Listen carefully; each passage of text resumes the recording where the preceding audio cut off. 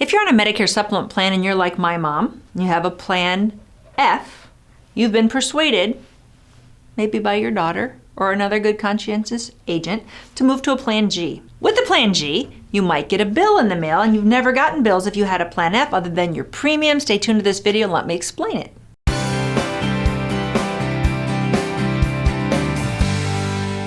If you've been on a Plan F, like I said, you might need to talk to your agent about the possibility of eventually moving to a Plan G. It's not for every Plan F, but for the smaller carriers, you'll start to see some very large rate increases in this year and the coming years, and you might want to look at a more competitive Plan G if you can qualify with your health. When you move to a Plan G, and millions of people have already moved to a Plan G, they're not used to a Plan G. They've been on an F for years.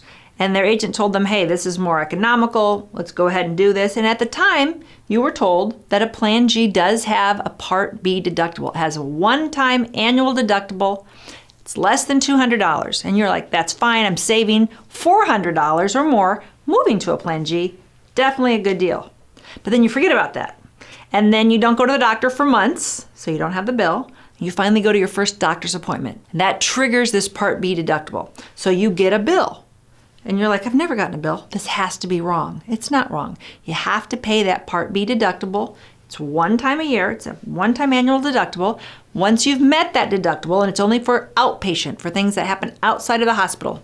So doctor visits. Your first 1 or 2 doctor visits will typically trigger that and be out of pocket. Once you've met that Part B deductible, then you will not pay any other cost sharing for your Medicare supplement plan for the rest of the year. It'll start over again next year.